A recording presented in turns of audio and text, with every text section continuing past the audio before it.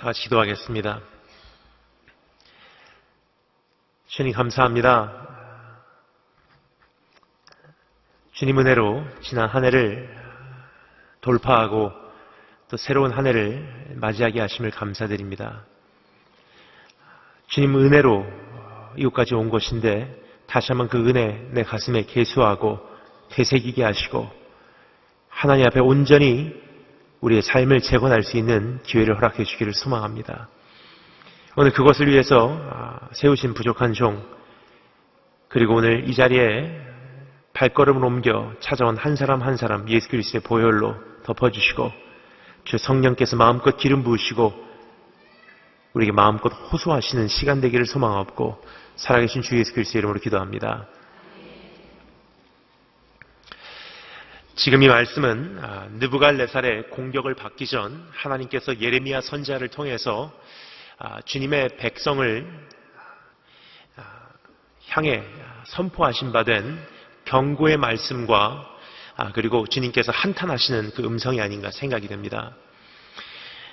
이제 엄청난 환란을 앞두고 있는 이스라엘 민족에게 주님께서 선포하신 말씀은요, 내가 너희를 구해주겠다 혹은 이 현실을 변화시켜 주겠다라는 그런 음성이 아니라 전혀 예상 밖의 음성이었다는 사실입니다. 지금 주님의 백성들, 오늘 우리에게도 주님께서는 동일한 말씀을 선포하고 계시다고 생각을 합니다. 이제 엄청난 또 한 해를 맞이하고자 또 새로운 삶을 결단하고자 지금 이 자리에 서 있는 우리에게 주님께서는 어떠한 기도 응답을 우선적으로 말씀하시는 분이 아니시고 어떠한 현실의 변화를 우리에게 약속하시는 분이 아니시라 한 가지를 우리에게 오늘도 동일하게 말씀하시고 계시다는 것입니다. 그것은 오늘 지금 읽은 이 말씀의 그 당시나 지금이나 주님께서는 우리에게 이렇게 말씀하십니다. 너희가 나에게 돌아와라. 그렇습니다. 여러분, 주님께서 오늘 우리에게 말씀하시는 것은 회개와 회복을 향한 주님의 음성인 것입니다. 그래서 오늘 이 시간 여러분과 제가 다시 한번 주님 음성에 귀를 기울여 우리가 살펴보며 그 어떠한 현실의 변화, 기도의 응답, 문제 해결이 아니라 주님께서 말씀하십니다. 너희가 나에게 돌아오라고 말씀하세요. 우리가 다시 한번 주님 앞에 회개하고 회복하는 그러한 새로운 삶을 재건할 수 있는 기회가 되시길 주님으로 축원합니다. 그래서 오늘 이 말씀을 통해서 우리가 세 가지를 살펴보도록 하겠습니다. 회개와 회복을 위한 세 가지. 첫 번째는요, 그날에 대한 그리움. 두 번째, 가슴에 얽힌 억울함. 그리고 마지막 세 번째, 마음에 파도치는 부르심. 이 세 가지를 여러분과 제가 오늘 주님의 음성에 귀를 기울여 살펴보도록 하겠습니다. 그럼 첫 번째 한번 따라해 주셔서 감사하겠습니다. 그날에 대한 그리움. 여러분, 그 어떠한 강사의 말이 여러분 마음에 남는 것이 아니라 하나님 말씀이 우리 가슴에 되새겨지기를 원하기에 우리 다시 한번 확인하는 마음으로, 우리 가슴에 되새기는 마음으로 1절부터 3절 말씀을 통해서 우리에게 그날에 대한 그리움에 대해 이야기하시는 주님 음성을 직접 읽어보도록 하겠습니다. 1절부터 3절 말씀을 다시 한 목소리로 함께 읽도록 하겠습니다. 다 같이 읽겠습니다. 시작.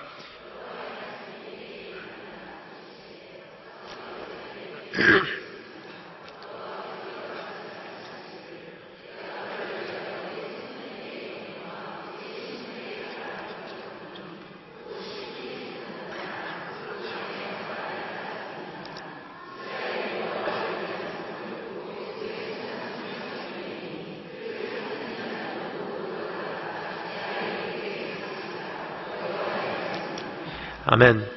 여러분, 주님께서도 그리워하시는 것이 있다고 성경은 말하고 있습니다. 오늘 여기서 사용된 단어가 이렇게 우리에게 말하고 있죠. 내가 기억하노니 그러세요. 즉 주님께서 기억하신다는 것, 바로 주님께서 그리워하시고 계시다는 뜻입니다.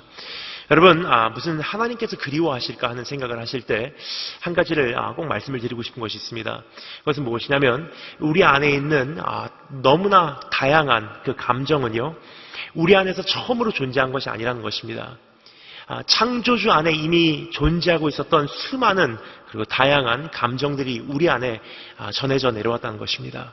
단지 우리의 문제는 세상의 죄악으로 인해서 그 감정이 때로는 과하거나 때로는 부족한 것뿐이지 우리 안에 있는 모든 감정은 선한 감정이라는 것입니다. 시간과 공간에 어울리지 않는 감정을 표현하는 것뿐이지 우리 안에 있는 감정은 다 선한 것이라는 것입니다.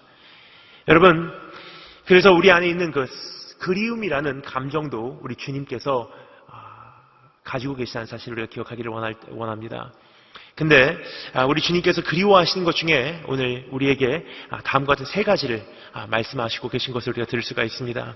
내가 기억하노니, 내가 그리워하노니, 무엇을 그리워하시냐? 세 가지. 첫 번째, 친밀함. 두 번째, 친절함. 그리고 세 번째, 거룩함. 우리 한번 살펴보도록 하겠습니다. 첫 번째, 주님께서 그리워하시는 것은요, 친밀함을 그리워하신대요. 오늘 말씀 보면 이렇게 돼 있죠. 너의 신혼 때의 사랑을 기억하노니, 즉 너와 나와 나누었던 그 처음 사랑, 그 친밀한 사랑을 내가 기억한다. 여러분, 신혼 때의 사랑, 그 친밀한 사랑을 한마디로 표현하면 어떻게 정확하게 표현을 할까 하는 생각을 할 때 전 이렇게 정리하는 것이 가장 정확하지 않나 생각을 합니다. 여러분, 성경에서 친밀함이라는 단어를 사용할 때는요, 우리가 보통 생각할 때 친밀함 그러면 골방에 들어가서 내가 그냥 은밀한 곳에서 하나님을 내 나름대로 경험하고 내 나름대로 하나님의 음성을 듣는 것을 우리 주님과의 친밀함이라고 생각을 합니다. 하지만 성경에서 말하는 친밀함이라는 것은 도대체 무엇인가? 여기서 말하는 이 신혼 때의 사랑이라는 것은 도대체 무엇인가? 그래서 한마디로 요약해서 주님께서는 여기서 이렇게 정리해주고 있습니다. 곧 씨 뿌리지 못하는 땅, 그 광야에서 너희가 나를 따랐습니다. 즉 결과에 무관한 추적을 했을 때, 그리고 환경을 초월한 주님과의 사랑을 나누었을 때를 주님께서 한마디로 요약해서 너와 나와 친밀한 사랑을 했을 때다. 어떻게 보면 지금의 우리의 모습과 조금 대조적이지 않나 생각을 합니다. 여러분, 우리의 삶은 지금 주님 앞에 어떻게 드려지고 있는지, 자녀들의 어떠한 그 대학교 입시를 놓고서는 특별 새벽기도를 합니다. 어떠한 우리 하나님 내 사업을 축복해 주시길 원합니다. 네, 헌금하겠습니다. 내가 성수주의를 하겠습니다. 내 사업 거두어가 주시 마시옵소서. 하나님, 정말 내가 생명 걸고 주님 앞에 헌신하겠습니다. 내 가정과 내 사업과 내 인생 책임져 주시옵소서. 뭐죠? Give and take. 너무나 많은 경우 우리가 하나님 앞에 드리는 헌신과 헌금과 이 주님을 향한 그 사랑은요, 조건적인 것이라는 사실을 우리가 기억하기를 원합니다. 근데 여기서 말하는 것은, 주님께서 요구하시고 계신 것은, 주님께서 기억하시는 것은 무엇이냐? 무조건적인 사랑이래요. 아무리 씨를 뿌려도 열매를 맺지 못하는 그 땅에서 너희가 나를 따랐고, 아무리 농사를 지어도 어떠한 결실도 보지 못하는 그러한 광야와 같은 그 현장에서 너희가 나를 따랐을 때를 난 참 그리워한다. 여러분, 사실 우리의 모습이 원래 그런 모습이 아니었나 생각이 듭니다. 처음에 우리가 주님을 따랐을 때 그 어떠한 현실의 변화, 어떠한 문제 해결이 아니라 주님 한 분이 좋아서 우리가 주님을 따랐었던 그때가 있었다는 것을 우리가 기억할 때, 여러분, 주님께서 요구하시는 것, 오늘 우리가 이 새해를 맞이하며 새로운 삶을 주님 앞에 결단하며 그것을 올려드리는 축복이 있으시길 주님으로 축원합니다. 너무나 많은 경우 우리는요, 하나님 앞에 내가 생각할 때 주님께서 원하실 거라고 생각하는 것을 우리가 올려드려요. 근데 정말 중요한 것은요, 주님께서 원하시는 것은 이거, 주님께서 이렇게 말씀하시지 않나 생각을 합니다. 네 생각에 내가 원하는 거 말고 내가 원하는 것을 한번 네가 나에게 줄 수 있겠니? 여러분, 주님께서 원하시는 것은 우리가 너무나 명백하게 오늘 여기서 선포되고 있음을 우리가 들을 수가 있습니다. 그것은 무엇이냐면요, 아무 조건이 없이, 아무런 열매가 없이, 아무런 결과가 없이 네가 나를 사랑해 줄 수 있겠니? 물어보신 주님의 음성입니다. 오늘 그것을 주님 앞에 다시 한번 돌려드리시는 축복이 있으시기를 주님으로 축원합니다. 여러분, 세상 사람들도 그 정도 고백을 합니다. 여러분, 저는 굉장히 좋아하는 음악이 있습니다. 어떻게 보면 저하고 어울리지 않는다고 생각하시는 분들도 계신데요, 저는 이 노래를 굉장히 좋아합니다. 왜냐하면 제가 이 노래를 부를 때마다 굉장히 흥분이 되는 이유가 제가 주님께 이 찬양이 아니죠, 이 노래를 고백을 하기 때문이에요. 가사를 읽어드릴게요. 제가 저 푸른 초원 위에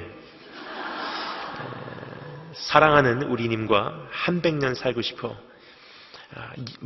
멋쟁이 높은 빌딩 의시되지만, 유행 따라 사는 것도 제 멋이지만, 반딧불 초가집도 님과 함께면 나는 좋아, 나는 좋아. 님과 함께면, 님과 함께 살기만 한다면. 그렇죠? 여기까지 말씀드리면 어떤 분들은 또 마음에 이미 시험이 오시는 분들이 있어요. 어떻게 저 강단에서 저런 트로트를 이야기할 수 있을까? 그래서 이것을 제가 크리스찬 버전으로 번역을 해드리도록 하겠습니다. 내 영혼이 은총 입어 중한 죄짐 벗고 보니 슬픔 많은 이 세상도 천국으로 화하도다. 할렐루야 찬양하세. 내 모든 죄 사함 받고 주 예수와 동행하니 그 어디나 하늘나라. 높은 산이 거친 들이 초막이나 궁궐이나 내 주 예수 동행하니 그 어디나 하늘나라. 여러분, 정말 우리가 처음 주님을 따랐을 때는요, 어떠한 조건 걸지 않았어요. 그냥 주님이 좋아서 밤새 와서 주님 발 앞에 엎드렸던 그때가 있었다는 것입니다. 하나님 어떤 기도 응답 안 해주셔도 됩니다. 하나님 이 어려움을 나에게서 거두어 가시지 않아도 됩니다. 난 주님을 원합니다. 하나님이 이 고난을 통해서 주님을 얻을 수 있으면요, 전 그것으로 만족하고요. 이 아픔을 통해서 내가 하나님의 사랑을 조금이나마 깨달을 수 있다면 난 그것으로 행복합니다. 여러분, 하나님께서 우리에게 말씀하십니다. 참 그때 고백이 난 그립다. 두 번째 주님께서 그리워하시는 것 따라 점사했습니다. 친절함. 첫 번째는 친밀함, 두 번째는 친절함입니다. 오늘 여기 보면 이렇게 돼 있죠. 너의 청년 때 인애를 기억하노니라고 되어 있습니다. 인애라는 것은 무엇입니까? 친절함이에요. 특별히 영어 성경에서는 이렇게 번역을 하고 있습니다. I remember the kindness of your youth. 너의 청년 때 네가 나에게 베풀었던 그 친절함이 참 그립다. 성경에서 이 친절함, 인애라고 하는 것을 두 가지로 우리에게 말해주고 있습니다. 하나는요, 내 이웃에게 베풀므로 하나님께 베푸는 간접적인 친절함이 있고요. 두 번째는 주님께 직접 베푸는 친절함이 있대요. 우리 한번 살펴보겠습니다. 첫 번째, 내 이웃에게 베풀어 하나님께 베푸는 간접적인 친절함이라는 것은요, 마태복음 25장에 기록된 내용이죠. 수많은 사람들이 주님 앞에 마지막 날 나옵니다. 주님께서 그들을 칭찬하세요. 내가 배고플 때 네가 나에게 먹을 것을 주었고, 내가 목마를 때 네가 나에게 마실 것을 주었어.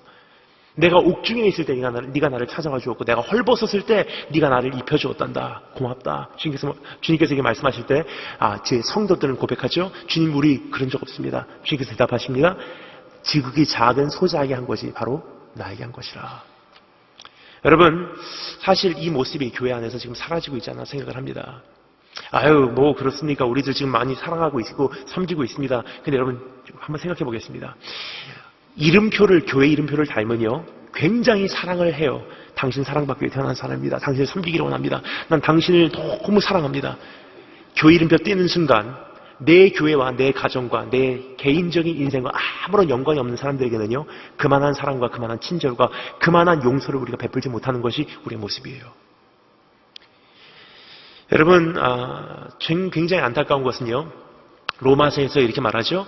이제는 사랑하는 그 거짓 사랑은 하지 말아라. 근데 여기서 사용되는 단어가요, 헬라어 원어 단어로는 히포크리시스라는 단어예요. 무슨 뜻이냐? hypocritical. 바로 사랑하는 척 이제 그만 좀 해라. 성도인 척 그만 좀 해라.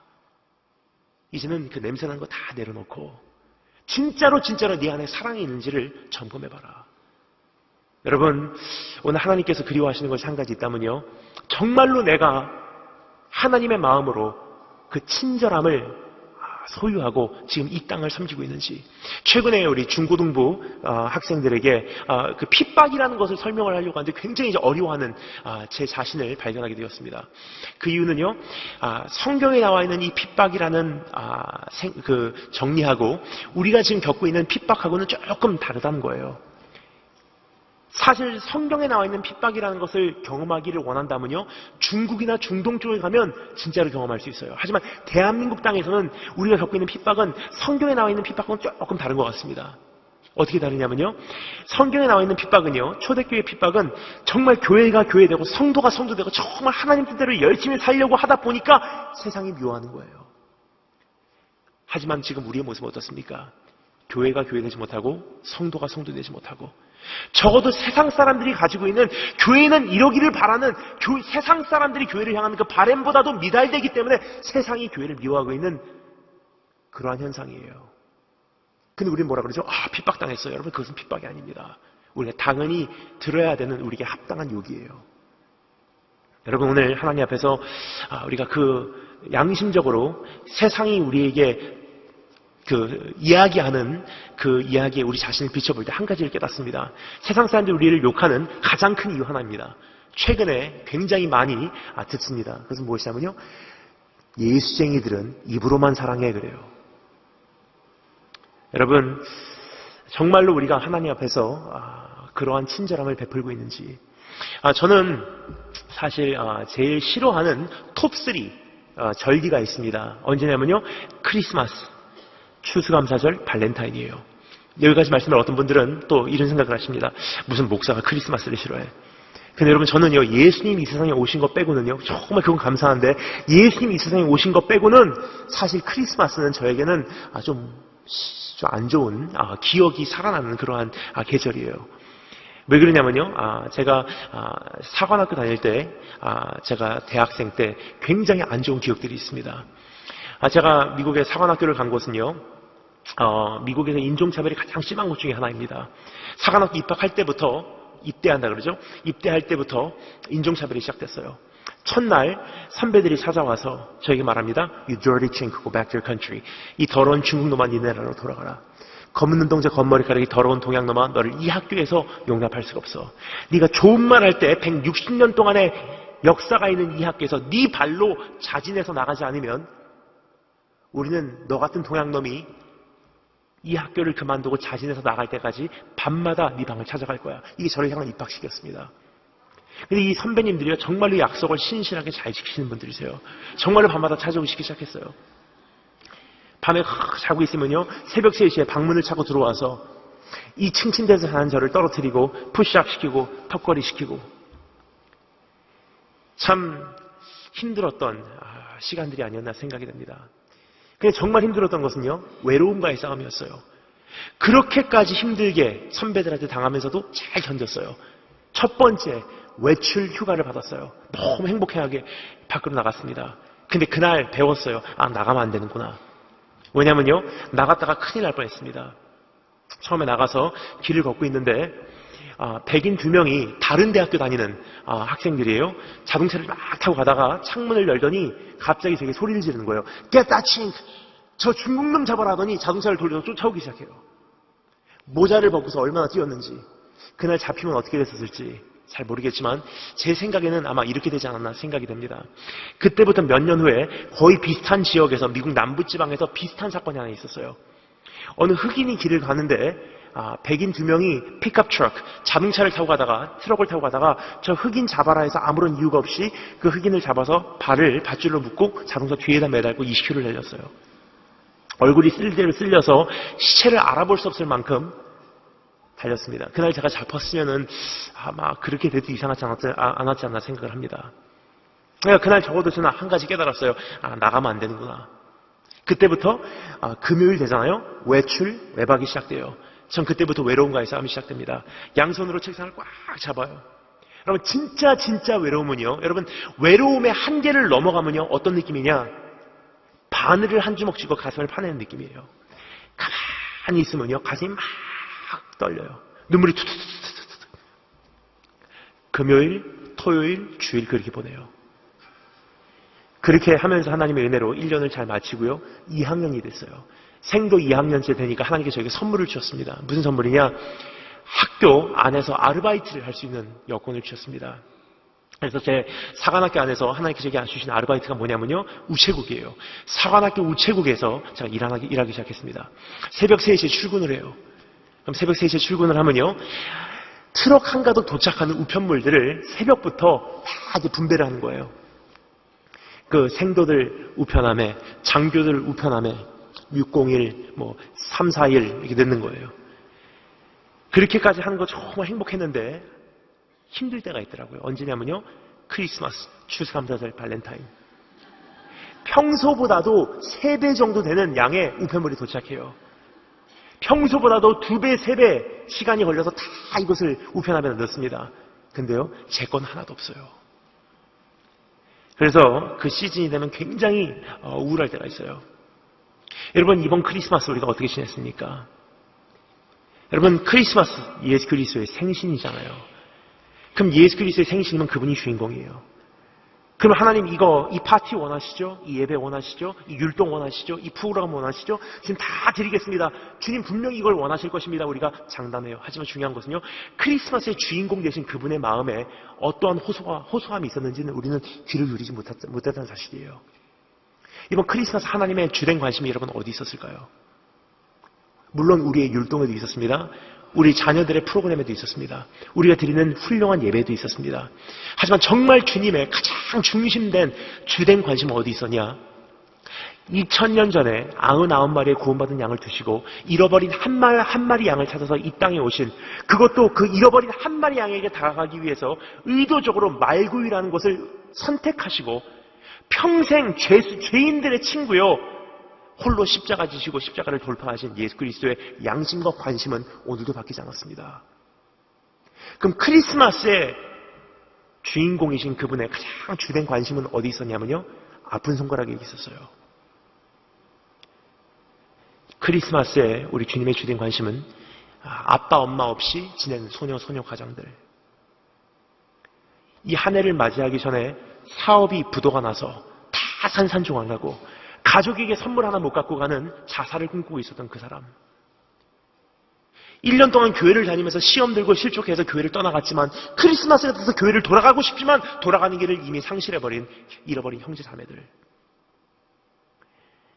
우리가 즐기고 있을 때 하나님의 관심은요,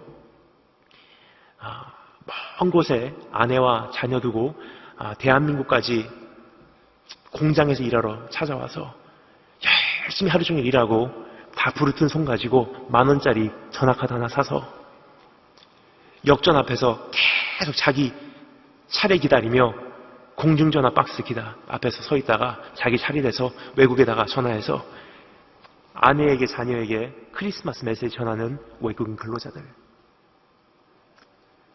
우리 주님 관심 거기 있었습니다. 우리가 사랑을 한다고 하면서, 교회는 사랑의 공동체라고 하면서, 우리 하나님은 사랑이라고 하면서 그러한 친절함을 교회가 아직도 기억하고 있는지. 여러분, 우리는 복을 굉장히 많이 말합니다. 하나님 나에게 복 주셨어요. 하나님, 내가 우리 자녀들 많이 축복해 주시고 그렇게 하시면 내가 내 자녀를 하나님께 헌신시키겠습니다. 하나님 위대한 인물이 돼서 주님께 영광 돌리겠습니다. 주님께서 말씀하시면 그거 필요 없어. 호세아서 6장 6절에서 뭐라고 말합니까? 나는 번제를 원치 않고 난 인애를 원하며 제사보다 하나님을 아는 것을 원하노라. 그 어떠한 예배보다도 주님 기뻐하시는 것은요, 고아와 과부를 돌보는 것이래요. 여러분, 오늘 하나님 앞에서 정말 주님 원하시는 것이 무엇인지 우리가 한번 귀를 기울여 돌아볼 때 한번 내 자신을 다시 한번 살펴보시고 주님께서 그리워하시는 그것을 이제 회복하시는 축복이 있을 줄을 축원합니다. 두 번째, 친절함이죠. 하나는 이웃에게 베푸는 간접적인 친절함, 주님께. 그리고 두 번째는요, 주님께 직접 베푸는 친절함이 있대요. 여러분, 주님께 직접 베푸는 친절함이라는 것은 무엇이냐면요, 여러분, 저는 저희 어머니께서 저하고 자동차 타는 것을 별로 안 좋아하십니다. 그 이유는요, 제가 미국에서 오랫동안 살면서 제가 운전했던 자동차가 미국의 찝차예요. 다 지붕 띄워놓고 덜컹덜컹 운전하는 그 큰 타이어 가지고 있는 찝차예요. 찝차를 운전하면요, 여러분, 장애물이 없습니다. 웬만한 건 다 넘어가 버려요. 근데 그 운전에 제가 익숙해지다 보니까 한국에 와서도 운전을 그렇게 하게 되더라고요. 심지어는 어머니를 옆에다가 모시고도 운전을 그렇게 해요. 그래서 어머니가 저에게 때로는 화를 내세요. 너 운전 잘하는 게 뭔지 아냐? 진짜 운전 잘하는 것은 속력 내는 게 아니야. 바보도 밟으면 속력이 나게 돼 있어. 그럼 진짜 운전 잘하는 것은 무엇이냐? 옆에 모신 사람을 출발 지점부터 도착지까지 안전하게 모셔다 드리고 안심할 수 있도록 해드리는 것이 운전 잘하는 거야. 근데 때로는 제가 저도 모르는 사이에 너무 익숙해지니까 저도 모르는 사이에 찝차 모드로 들어가요. 그럼 저희 어머니가 저에게 화를 내십니다. 너 폭력이야, 폭력. 왜 그러냐? 한번 생각해 보시면 감사하겠습니다. 자동차라는 밀폐된 공간에 100km 이상 나오는 스피드, 뛰어내릴래야 내릴 수도 없는 그 현장 속에서 제 옆에다 어머니를 모시고 엄청난 불안한 운전을 한다면요, 그건 뭐죠? 폭행이에요. 폭력이에요. 여러분, 사실 그것과 가정 안에서 하는 폭력과 사실 무슨 차이가 있습니까? 폭력, 불안감 조성하는 건 똑같은 거예요. 자, 그런데 여러분, 성령님 내 안에 계시죠? 그 성령께서 뭐라고 말씀하십니까? 내가 너를 버리지도 않고 내가 너를 떠나지도 아니하리라. 버릴래야 버릴 수 없고 떠날래야 떠날 수가 없어요. 왜냐? 언약 때문에. 근데 우리는 그 성령님을 내 안에 모시고 어떻게 합니까? 음란한 길로, 더러운 길로, 원하는 거, 폭행 다 해요. 그 사이에 내 안에 계신 성령님은 어떻게 하십니까? 떠날래야 떠날 수가 없고 버릴래야 버릴 수가 없고 내 인생의 한쪽 구석에 위축돼서 내가 한 자리에서 한 자리로 하나의 삶에서 다음 삶으로 옮겨가며 수많은 죄악들을 저지를 때 우리는 어떻게 하는 거죠? 성령님 일로 오세요. 끌고 다니면서 우리의 더러운 죄악을 다 저지르고 있는 거예요. 뭐죠? 우리가 하나님께 저지른 폭행죄예요. 주님께서 말씀하십니다. 너의 따뜻했던 손길이 기억난다. 그때는 정말 네가 나에게 사랑을 말했어. 그때는 네가 정말 나에게 따뜻하게 대해줬어. 그때 네가 고백했던 그 찬양, 나 정말 따뜻하게 사랑을 느꼈어. 근데 지금은 네 사랑 안에서 네 찬양 안에서 내가 사랑을 느끼지 못해. 그때 네 눈빛이 굉장히 따뜻했어. 하지만 지금은 네 눈빛이 차갑다. 그때는 너와 가만히 있으면 침묵 가운데서 네가 나를 사랑하는 것이 느껴졌어. 하지만 지금은 그 침묵이 흐르면 난 네가 참 무서워. 여러분, 우리가 하나님 앞에 어떠한 마음으로 지금 살아가고 있는지 한번 내 자신을 살펴보신 축복이 있을지 여러분 축원합니다. 세 번째 따라 감사하겠습니다. 거룩함. 다시 한번 따라 감사하겠습니다. 거룩함. 첫 번째는 친밀함, 두 번째는 친절함, 세 번째는 거룩함입니다. 오늘 여기 보면 이렇게 되어 있죠. 이스라엘은 여호와를 위한 성물, 곧 그의 소산 중 첫 열매인이라고 되어 있습니다. 특별히 영어 번역이요. 정확합니다. 영어 번역이 이렇게 되어 있습니다. They were holy to me 이라고 했어요. 과거형이에요. 그들이 나에게는 거룩한 백성이었더니 라고 되어 있어요. 그들은 참 거룩한 소산이었더니 라고 되어 있습니다. 즉 지금은 아니란 뜻이에요. 하나님께서 정말 기억하시고 그리워하시는 것은 무엇이냐? 우리의 거룩함이에요. 여러분, 성경에서 말하는 거룩함이라는 것은요, 도덕적 청결함이 아닙니다. 성경에 말하는 거룩함이라는 것은 무엇이냐? 어떤 특별 대상을 위해서, 특별한 용도를 위해서 성별됨을 말합니다. 즉, 내가 하나님을 위해서, 주님의 어떠한 나라를 위해서 성별된 존재였다는 뜻이에요. 근데 그것이 상실됐다는 것은요, 그 거룩함이 상실됐다는 건 무엇입니까? 내가 일반화됐다는 뜻입니다. 성별됐다는 존재가 이제는 다른 것을 위해서 그 용도가 분산이 되기 시작했다는 뜻이에요. 여러분, 하나님께서 우리에게 요구하시는 것은 바로 그것입니다. 대한민국 교회가 하나님만을 위해서 존재했을 때, 내 가정이 하나님만을 바라봤을 때, 내 인생이 마음을 다하고 성품을 다하고 힘을 다하여 하나님을 사랑했을 때를 지금 그리워하신대요. 근데 지금 어떻게 됐습니까? 분산이 돼버렸어요. 가정, 학교, 직장, 일터, 내 자녀들, 내 장래, 사역 다 분산이 됐어요. 하나님은 한 부분이에요. 여러분, 오늘 하나님 앞에서 우리 한번 회개할 때 주님, 분산됨을 회개합니다. 나누어 드렸던 것을 회개합니다. 여러분, 하나님께서 원하시는 것은요, 우리 한번 정리하기를 원합니다. 정말 주님께서 원하시는 것은 우리의 최고를 원하신 분이 아니세요. 우리의 전체를 원하시는 분이세요. 우리의 전체를 드리실 수 있는 축복이 있으시길 여러분 축원합니다.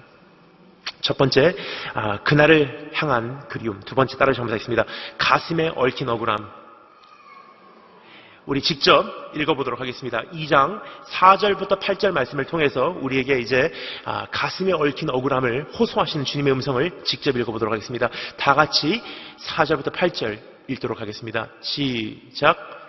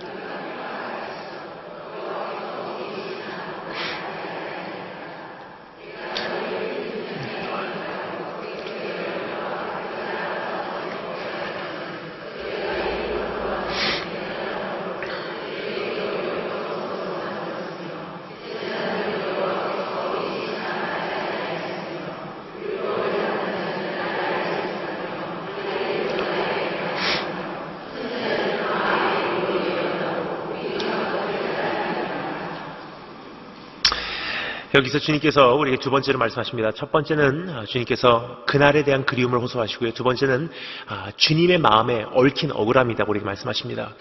근데 그 억울함은 구체적으로 두 가지로 우리가 잠시 나눠서 살펴볼 수 있는데요. 첫 번째는 우리에게 가장 먼저 주님 안에 있는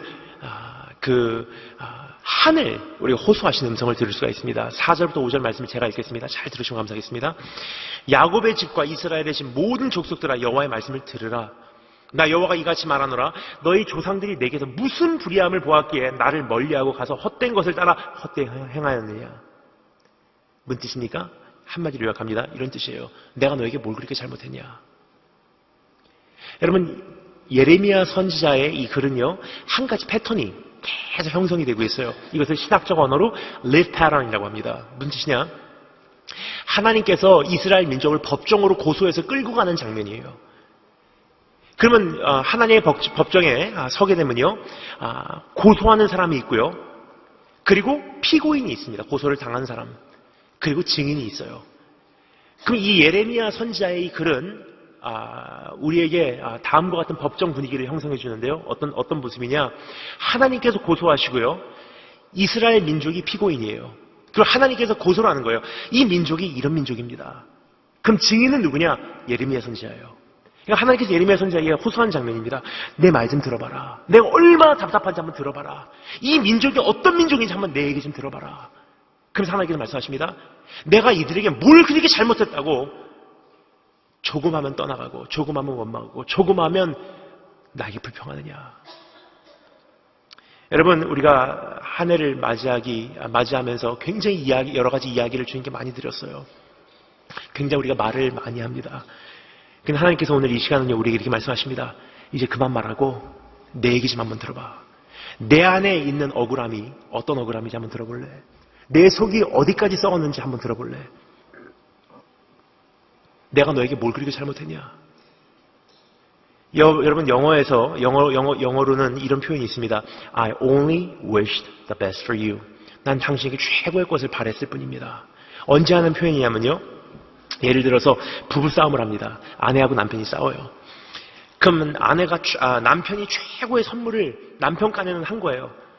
근데 아내가 그것을 받아들이지 못하고 남편에게 막 화를 내요. 불편을 겪었기 때문에 막 화를 내는 거예요. 나를 사랑합니까? 막 화를 내요.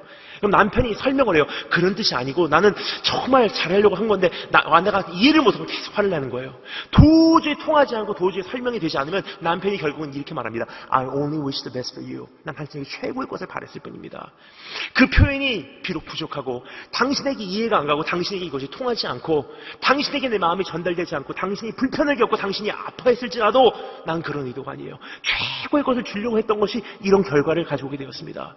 내 마음만 봐서라도 한번 넘어가 주세요라는 뜻이에요. 여러분, 우리의 가정 환경을 볼 때, 내 오늘의 삶의 현실을 볼 때, 내 어떠한 인생의 아픔들을 볼 때 우리 뭐라 그러죠? 하나님 정말 살아계십니까? 하나님 어디 계십니까? 그때 어디 계셨어요? 저를 버리셨습니까? 왜 여기까지 하셨습니까? 주님께서 말씀하십니다. I only wish the best for you.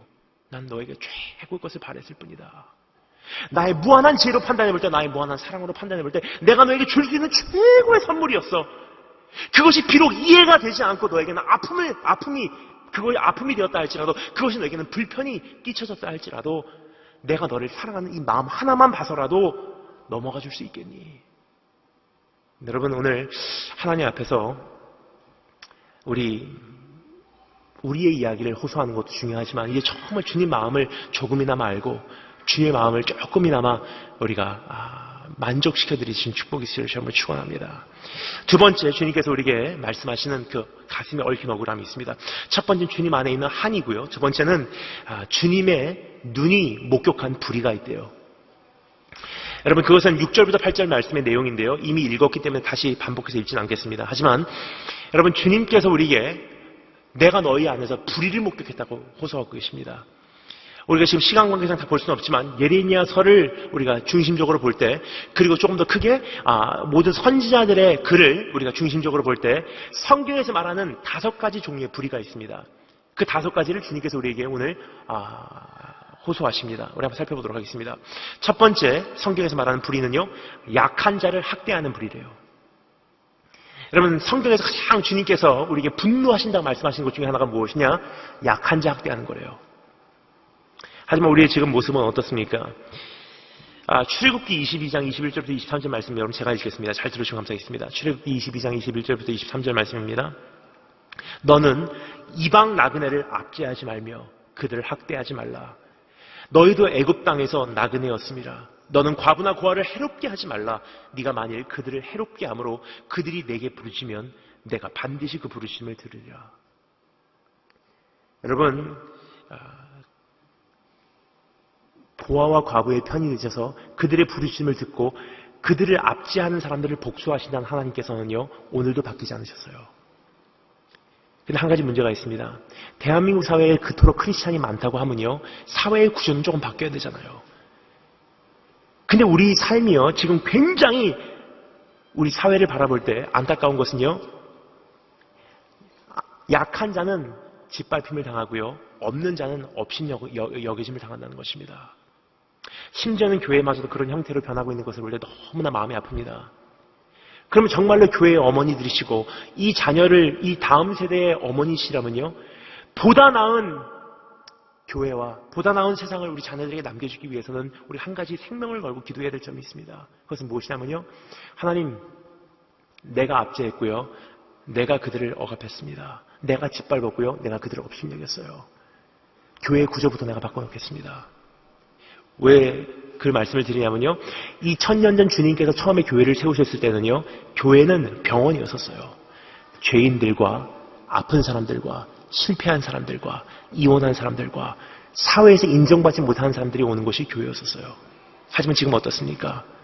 우리가 하나님에 대해서 조금 잘못 이해하는 것이요, 하나님 위대한 삶을 살겠습니다. 그래서 위대하게 영광 돌리겠습니다. 훌륭하게 나를 준비시켜 주시옵소서. 그래서 훌륭하게 사역해 드리겠습니다. 주님께서 말씀하십니다. 그거 원치 않아. 교회라는 것은 병원이래요.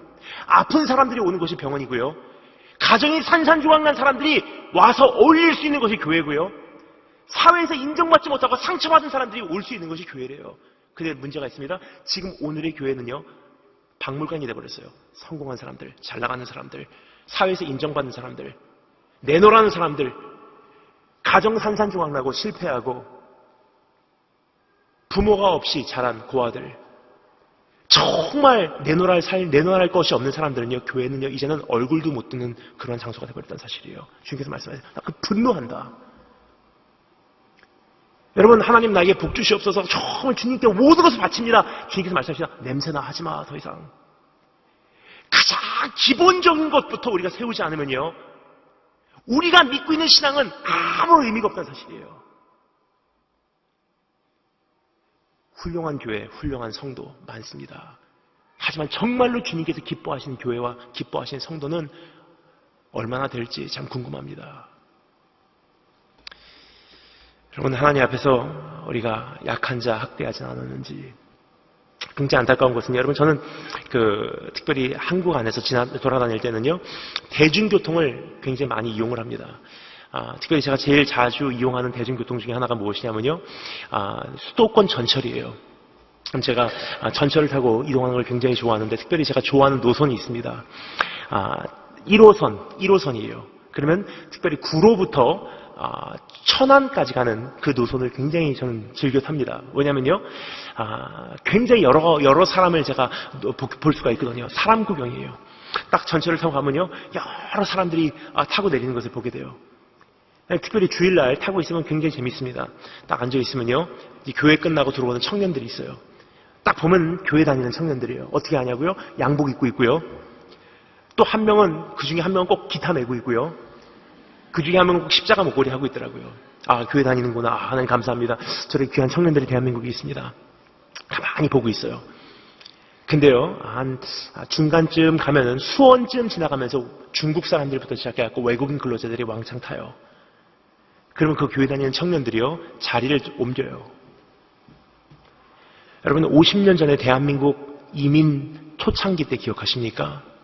나라가 먹고 살기 힘들 때 우리 대한민국 먹여 살리려고요, 우리 할머니, 할아버지, 어머니, 아버지들이 간호사, 의사로서 독일로 가셔서 일하셨어요. 그때 박정희 대통령 가셔서요, 우셨어요. 나라가 당신들을 먹여 살려야 되는데 당신들이 우리나라 먹여 살리고 있구려. 그 당시 나그네로서 우리를 받아줬기에 우리가 여기까지 왔습니다.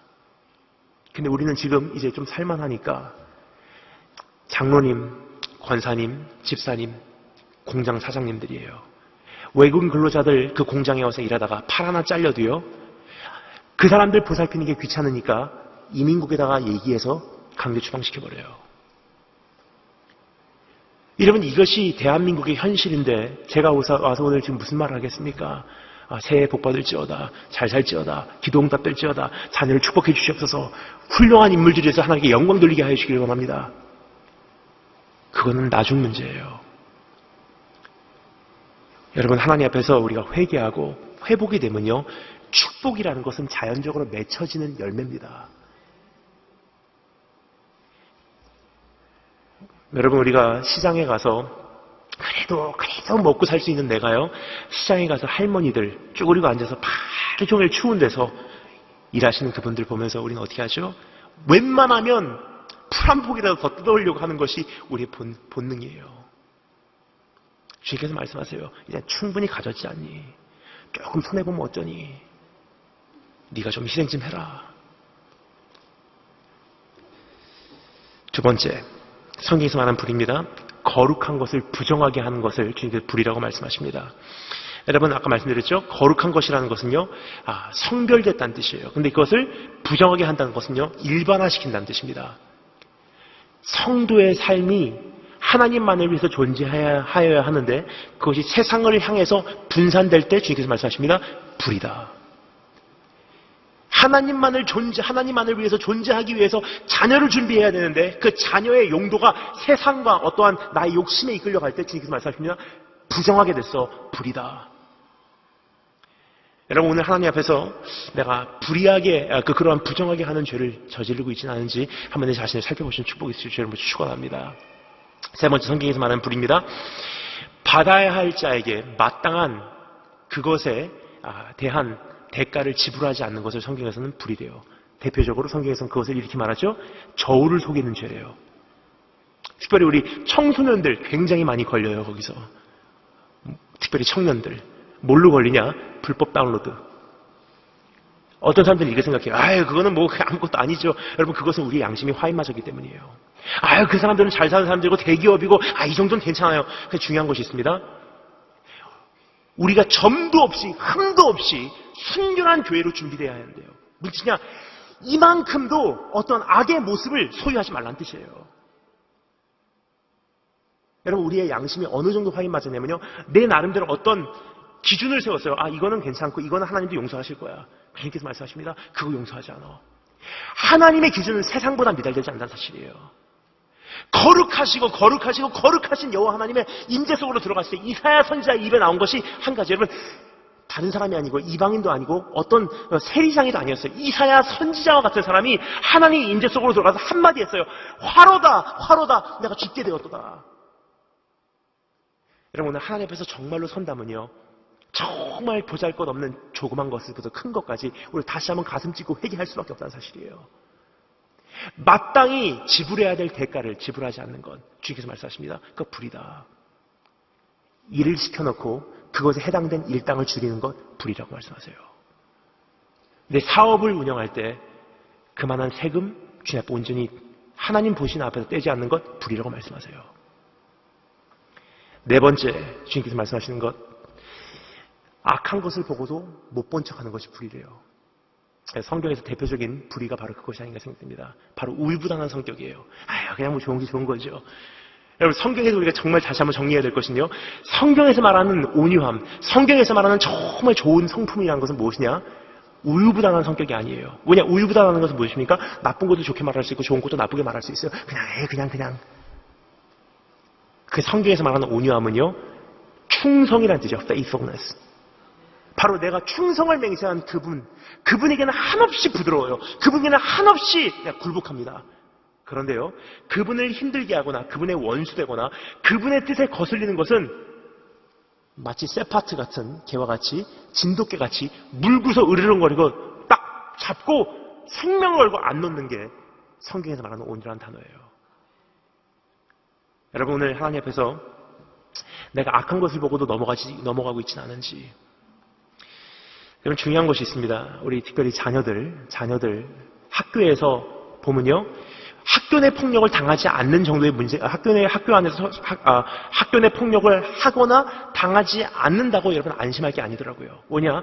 성경에서 말하는 이 기준으로 보잖아요. 그것을 알면서 못 본 척하면요. 공범이래요. 우리 학교 안에 우리 자녀들, 여러분 거의 90% 이상의 자녀들은요. 누가 누구를 힘들게 하는지 다 알고 있어요. 어떤 아이는 학교 끝내고 어디로 불려가는지 아이들 다 알고 있어요, 사실. 근데 못 본 척해요. 왜냐? 나까지 힘들어지니까. 그런 아이들이 사회에 나중에 자라서 어른이 돼서 들어온다면 여러분 어떻게 될까요? 비양심적인 인간들이에요. 근데 하나님께서 그 인간들을 축복하시면 어떻게 될까요? 이 사회가 그런 사람들로 기득권이 세워진다면요. 악한 사회로 대한민국 사회는 끊임없이 악순환으로 들어갈 수밖에 없는 사실이에요. 그러면 여러분 정말로 자녀를 위하고 이 시대를 원하고 위하고 정말 이 교회를 위한다면요. 우리 자녀들부터 하나님 정말 불의를 보고서 못 지나가는 사람, 내가 어떠한 악을 보고서 그것에 맞서서 싸울 수 있는 사람, 그런 존재들을 만들어내신 축복이 있을 줄을 축원합니다. 다섯 번째입니다. 그 은혜에 합당한 삶을 살아내지 못하는 것이 불의래요. 여러분 성경에서 오늘 특별히 말하고 있는 불의가 바로 이 다섯 번째 불의입니다. 주님께서 6절부터 8절 말씀에 이렇게 말하죠. 내가 너희를 애굽에서 인도하여 내었고 광야에서 너희를 먹였고 살렸고 너희를 인도하였고 약속의 땅으로 인도해 냈건만 너희는 나를 떠나서 이방인들에게 다가가고 그 바알신을 섬겼다. 뭐죠? 하나님께서 주신 은혜에 합당한 만큼 살아내지 못하는 불의예요. 여러분 세상 사람들도 그 은혜를 기억합니다. 오늘 다시 한번 하나님 앞에서 내가 그 은혜를 충분히 기억하고 그 은택을 내가 오늘 계수할 수 있으며 그 은총만큼 내가 살아가고 있는지 거기에 미달되면 주님께서 말씀하십니다. 그 불이다. 여러분 최근에 저는요 그 중국 북경을 통해서 두바이, 요르단의 암만, 그리고 예루살렘, 나사렛 그리고 돌아오는 그 여정을 작년 말에 하게 되었습니다. 제 제자들하고 다녀왔어요. 제자들하고 가니까 얼마나 행복한지 몰라요. 근데 너무나 행복한 그 여정 가운데 제 제자 한 명이요 굉장히 표정이 무거운 거예요. 그래서 돌아오는 길에 그 제자에게 물어봤습니다. 너 왜 이렇게 얼굴 표정이 무겁니? 이번 여정 동안에 네가 한 번도 제대로 막 기쁘게 웃는 것을 제대로 못 봤어. 왜 이렇게 표정이 무겁니? 그냥 고백을 합니다. 사실 제가 한국에 돌아오자마자 이제 신대원 면접을 봐야 되는데 굉장히 부담이 돼요. 그냥 면접 보면 되지, 네가 그냥 보면 되지, 뭐 그렇게 부담이 되니? 그러니까 한 가지 질문이 자기는 굉장히 지금 부담이 된대요. 면접 때 물어보는 질문입니다. 이거 무슨 질문인데 물어보니까 이야기를 합니다. 꼭 면접 때 이런 질문을 물어본대요. 당신은 왜 헌신하시길 원하십니까? 당신은 왜 신대원 오기를 원하십니까? 다른 말로 당신의 비전은 무엇입니까? 라는 질문이에요. 제가 그냥 물어봤어요. 다른 사람들은 뭐라고 대답하니? 이렇게 대답한대요. 하나님께서 저에게 위대한 비전을 주셨습니다. 나를 이 학교로 입학을 시켜주신다면 이 나라를 내가 바꿔놓겠습니다. 정말 죽어가는 이 영혼들 내가 살리겠습니다. 훌륭한 목회자가 돼서 이 썩어가는 이 땅을 내가 살리겠습니다. 주님 다시 오실 그 길을 내가 예비하겠습니다. 나를 뽑아주시기만 한다면 내가 이 땅을 내가 바꿔놓겠습니다. 굉장히 대단한 이야기를 한데요. 저 같아도 뽑겠어요. 근데 제가 그 친구에게 물어봤어요. 그럼 너도 그렇게 대답하면 되지? 안 돼? 이렇게 하니까 그 제자가요. 머리를 아니래요. 그래서 왜 그렇게 하니까 전 대답할 게 없어요. 그때부터 제가 굉장히 궁금하기 시작했어요. 야, 너는 왜 신학교 가냐? 그러면 너 왜 헌신했니? 너 왜 거기까지 목회자가 되기를 원하니? 그러니까 그 친구가 저에게 한마디를 하는데 제가 충격을 받았어요. 나 같은 죄인도 사랑해 준 것이 너무나 감사해서, 죽을 수밖에 없는 죄인 살려주신 것이 너무나 감사해서 뭐를 드릴까 하다가 드릴 것이 내 인생밖에 없는 것 같아서 하나님 이거라도 받아주신다면 내가 쓰임받길 원합니다. 그래서 헌신했대요. 제가 충격을 받고 그 친구에게 이렇게 얘기했어요. 지금 말한 거 그대로 가서 신대원 면접 때 얘기해. 그럼에도 불구하고 너를 안 받아주는 신학교 갈 필요 없어. 여러분 그 어떤 시대보다도 사역은요 화려해졌어요. 그 어떤 시대보다도 사역자들은 유능해졌어요. 그 어떤 시대보다도 우리가 주님께 올려드리는 찬양은요, 아름답습니다. 그 어떤 시대보다도 우리가 화려한 예배당에 주님을 우리가 예배하고 있다는 사실이에요. 근데 중요한 것은요, 성도 마음 가운데는요, 그 은혜에 대한 감격이 다 메말라 버렸어요. 배움 망덕한 우리 그러한 민족이 되지 않았나 생각이 됩니다. 우리 하나님 앞에 이제 어떻게 내가 무엇부터 회복을 해나가야 될지 오늘 주님께서 우리에게 아웃라인을 해주시고 계신 것 같습니다. 첫 번째, 그날에 대한 그리움. 두 번째, 주님 마음에 얽힌 억울함. 마지막 세 번째, 우리가 살펴보도록 하겠습니다. 세 번째 따라 점사하겠습니다. 가슴에 파도치는 부르심. 우리 3장 11절부터 13절까지의 말씀을요, 마지막으로 함께 읽도록 하겠습니다. 3장 11절부터 13절 말씀, 가슴에 파도치는 부르심에 대해서 우리에게 말씀하신 주님의 음성 직접 읽도록 하겠습니다. 시작.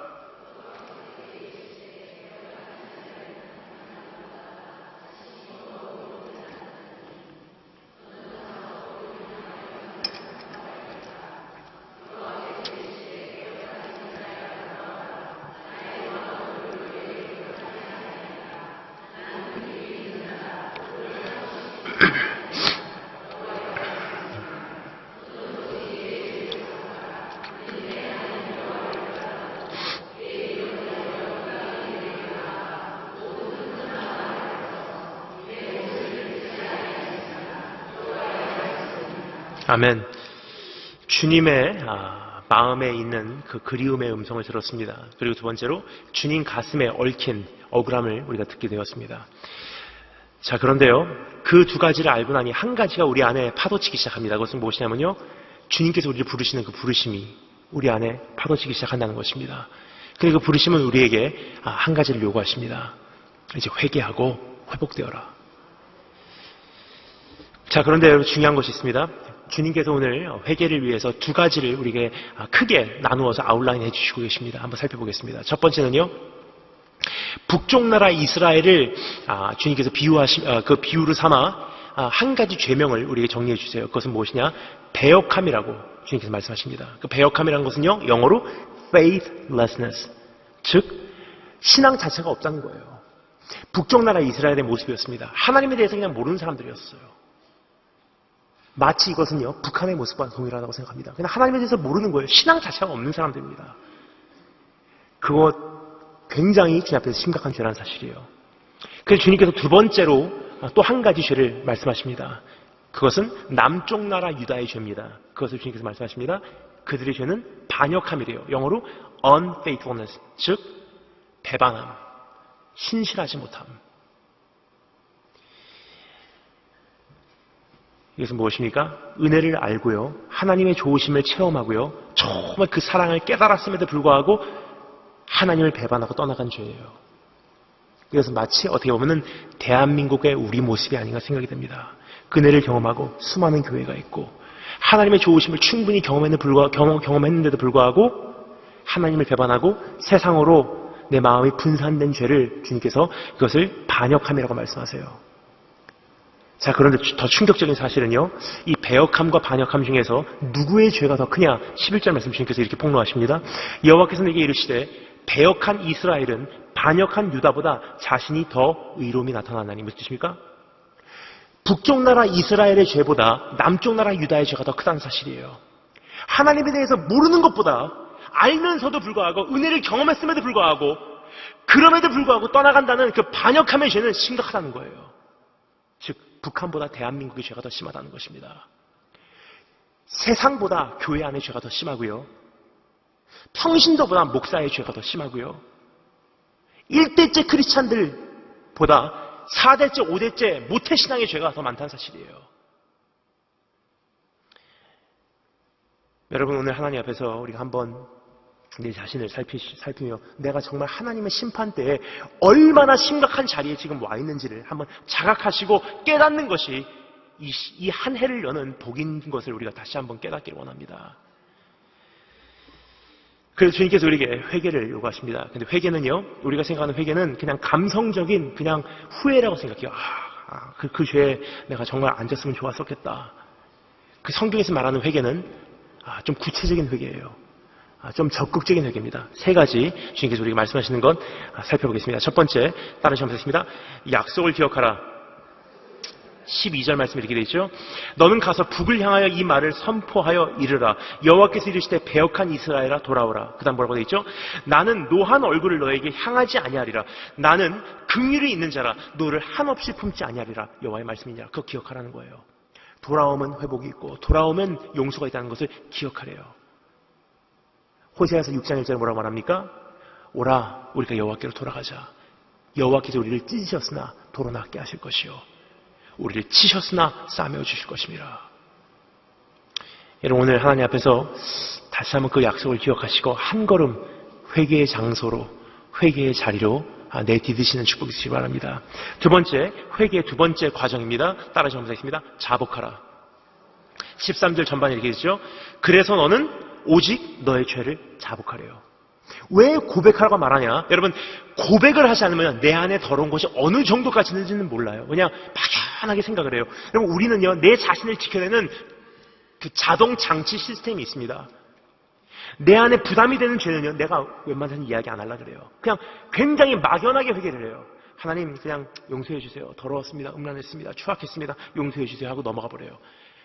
근데 사실상 우리가 종목 우리의 죄를 입 밖으로 내놓기 시작하잖아요. 내 자신이 내 자신을 용납할 수가 없습니다. 너무 더럽기 때문에. 그래서 주님께서 말씀하십니다. 네 죄가 얼마나 더러운지 알지 못하면 그 은혜를 알 수가 없어. 생각나는 적도 다 자복해라. 안에 있는 더러운 것들 다 끄집어내라는 거예요. 세 번째, 다른 점사있습니다. 유턴하라. 여러분 13절 후반에 이렇게 되어 있죠. 그래서 이는 내 하나님 여호와를 배반하고 너의 길로 달려서 이방인들에게 나아가 모든 푸른나무 아래로 가서 내 목소리를 듣지 아니하였습니다. 여기서 사용된 단어는요. 너의 길로 달려나갔대요. 근데 회개에서 요구되는 것은요. 유턴하는 것입니다. 내가 이제까지 죄악의 길로 갔던 그것에서 돌아서 하나님께 돌아오는 것을 회개라고 말해요. 즉 구체적인 구조조정입니다. 그것을 예수님께서는 신약에서 이렇게 설명을 하시죠.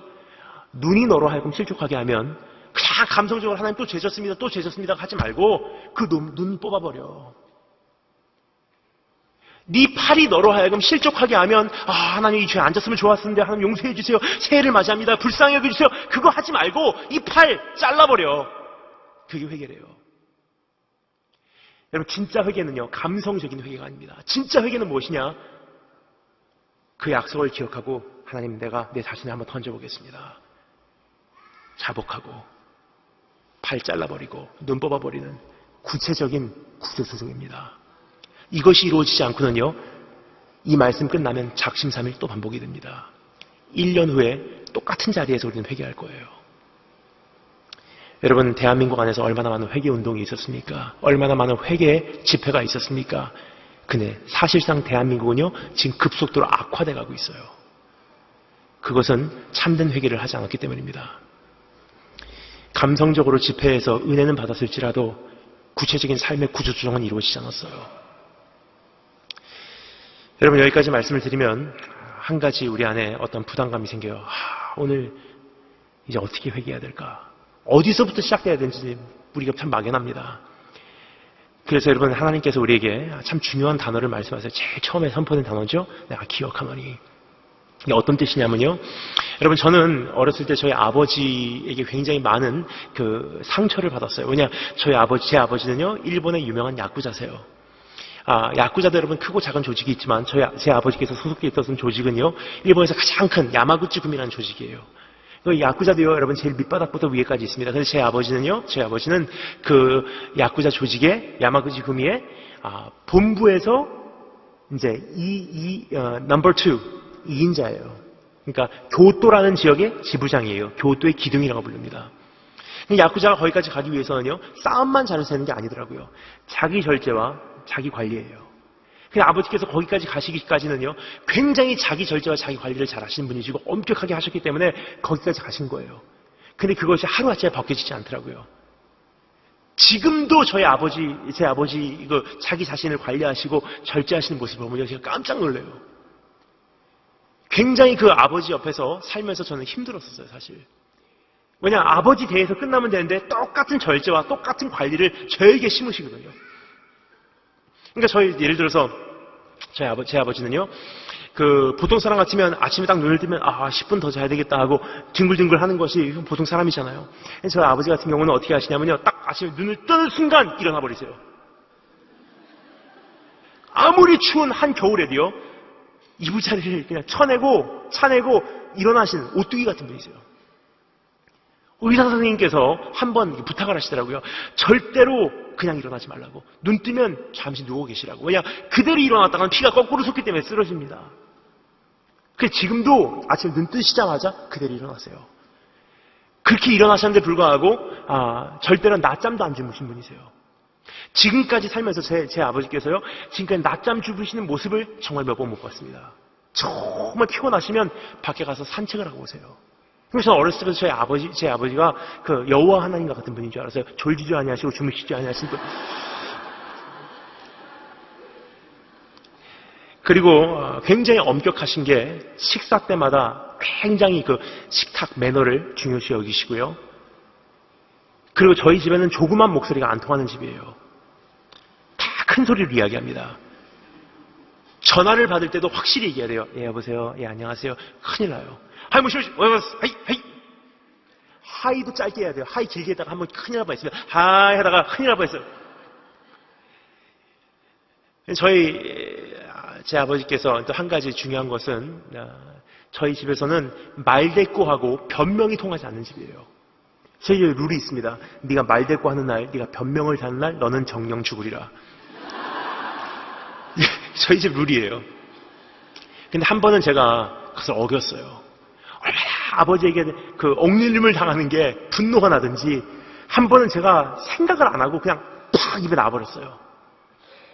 말이 나오고 나니까 이제는 큰일 난 거예요. 정신이 들고 나니까. 그래서 에덴 동산에서 쫓겨나는 아담과 같이 두 생각 안 하고 그냥 도망 나가버린 거예요, 집을. 밖으로 나가서 여러분 생각하고 말한 게 아니잖아요. 아버지께 이제 말대꾸하고 짐을 싸서 잠바도 다 두툼하게 차려입고 나가야 되겠구나. 그 생각하고 나간 게 아니기 때문에 거의 늦가 어래 반팔만 입고 나간 거예요. 덜덜덜덜덜 떨고 있어요. 굉장히 배가 고픕니다. 집으로 돌아갈까? 돌아가면 죽을 거야. 굉장히 불안해요. 떨고 정말 배고파서 주저앉아 있고 이제 날이 저물어 이제는 큰일 났다 하고 있는데 뒤에서 목소리가 들려요. 얘야 그래요. 돌아보니까 저희 어머니세요. 어머니께서 코트를 들고 계세요. 어머니 언제 나오셨어요? 그러니까 네가 나가자마자 엄마 쫓아나왔어. 너무 추울까 봐 코트 들고 나오셨대요. 알고 보니까 저희 어머니도 식사를 안 하셨어요. 왜냐 하루 종일 저를 찾아 돌아다니셨기 때문에 드디어 찾으신 거예요. 그럼 어머니께서 말씀하세요. 아빠가 너 돌아오래 이제. 그때까지만 해도 돌아가면 어떻게 될까? 아빠가 날 용서해주고 굉장히 불안해하고 있었는데 어머니께서 아빠가 너 돌아오래 하니까 믿을만 하더라고요. 왜냐 어머니를 보내실 만큼 용서하셨다는 거예요. 돌아갈까 생각하고 잠바를 입고 어머니 앞장 세우고 뒤에 쫓아가요. 집 문을 열고 들어가면서 일본 말로 다녀왔습니다. 다다이마 하는데 제 아버지께서 저를 보시고 뜻밖의 한마디밖에 안 하십니다. 밥 먹어라. 그리고 들어가서 주무시더라고요. 여러분, 저는 그것을 보면서 참 한 가지 마음이 아픈 것이 있어요. 2000년 전에 주님 정말 기억하시고 그리워하시다가 잊지 못하시다가 어떻게 할까 하다가 그 마음에 있는 아픔을 장자 대신 예수님께서 들으신 거예요. 아버지 그럼 내가 데리러 갔다 올게요. 하고 자기 자신을 비우시고 이 땅에 우리를 찾아오신 분이세요. 우리가 어디 있는지 실족하진 않았는지 찾아다니시다가 우리가 헐벗었기에 그분 헐벗으셨고요. 우리가 배고팠기에 그분 배고프셨어요. 그분이 이 세상에 오셔서 33년간 우리에게 선포하신 메시지를 한마디로 요약하면 한 가지예요. 아버지가 돌아오래 다 용서했다고. 오늘 내 죄가요 너무나 심각하기 때문에 어디서부터 손을 대야 될지를 모르기 때문에 사실 회개를 안 하려고 해요. 근데 한 가지가 우리에게 오늘 확신을 주고 있습니다. 돌아오면 회복시켜 주신다고 말씀하신다. 우리 주님께서 외쳤던 메시지입니다. 여러분, 우리 주님 오늘 앞장 세우시고 오늘 하나님 앞에 나와서 오늘 다시 한번 회개하고 무너진 기초부터 다시 싸움으로 정말 이 시대의 어머니들로, 우리 교회의 어머니들로 무너진 하나님의 나라를 재건하시는 한 분 한 분 되시기를 주님으로 축원합니다. 다 같이 기도하겠습니다. 우리 찬양팀 올라오실 때까지 오늘 주신 말씀 잠시 생각하면서 우리 잠시 묵상하도록 하겠습니다. 혹시 제가 찬양 한 곡을 요청드릴 수 있을까요? 꼭 부르고 싶은 찬양이 있습니다. 주 예수보다 더 귀한 것은 없네, 찬송가인데요. 우리 함께 부를 수 있으면 너무 좋을 것 같습니다.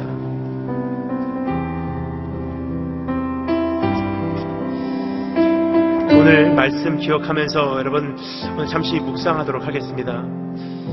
여러분, 저는요 최근에 이 찬양을 부르면서 굉장히 많이 회개를 했어요. 어렸을 때부터 많이 불렀던 찬양이고요. 너무나 많이 하나님께 제 사랑을 고백했던 찬양입니다. 가사가 이렇죠. 주 예수보다 더 귀한 것은 없네. 이 세상 부귀와 바꿀 수 없네. 주 예수보다 더 귀한 것은 없네. 이 세상 명예와 바꿀 수 없네. 이전에 즐기던 세상 일도 주 사랑하는 마음 뺏지 못해. 주 예수보다 더 귀한 것은 없네. 이 세상 행복과 바꿀 수 없네. 세상 즐거움 다 버리고 세상 자랑 다 버렸네. 부르고 있었어요. 얼마나 많이 불러온 찬양이고 고백입니까? 근데 그날 제가 이 찬양을 부르는데요, 주님께서 저에게 한마디 하시더라고요. 거짓말. 저에게는 소름이 끼치는 충격이었어요. 주 예수보다 귀한 것이 없다고 하면서 사실 주님보다 귀한 건 많았습니다. 이 세상 명예와 바꿀 수 없다고 했으면서 이 세상 명예를 위해서 주님을 쉽게 버려버린 것이 나라는 사람이더라고요. 세상 즐거움 다 버리고 세상 자랑 다 버렸다고 하면서 세상 즐거움과 자랑 이만큼도 못 버리고 그것을 위해서면 분노까지 할 수 있는 것이 내 모습이더라고요. 여러분, 그래서 주님께서 우리에게 한탄하시는 목소리를 우리가 들었습니다. 참 그립다. 정말로 그때 그 고백이 진짜였을 때가 우리 삶 속에 있었다는 사실이에요. 하나님 그때로 돌아가기를 원합니다. 다시 한번 회개합니다. 이 고백이 나에게는 진짜가 되기를 원합니다. 다시 그날을 나에게 허락해 주시옵소서. 그러한 마음으로 우리 찬양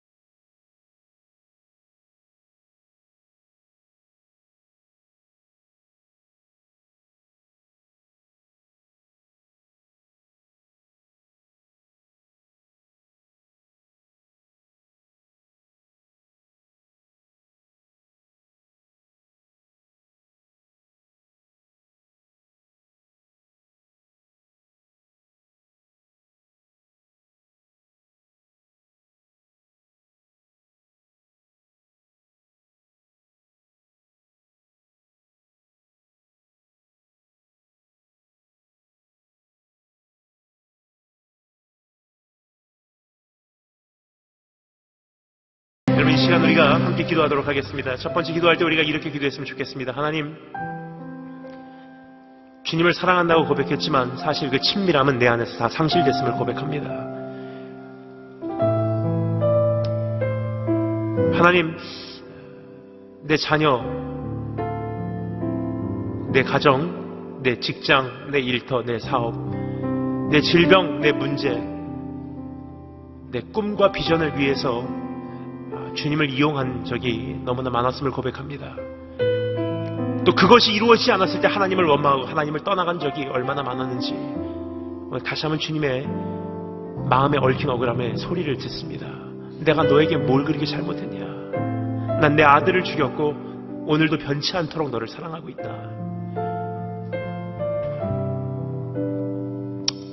여러분, 우리가 하나님 앞에서 다시 한번 우리가 회개하고 기도할 때, 하나님, 이제 다시 한번 무조건적인 사랑, 주님 한 분만으로 만족했던 그때, 아무리 열매를 바래도 열매가 맺혀지지 않아도 내가 주님 한 분만으로 내가 행복했던 그때로 내가 돌아가기를 소망합니다. 오늘 그 발걸음, 첫걸음을 오늘 내 딛는 우리를 주님 바라보시고 우리 안에 찾아와 주시기를 소망합니다.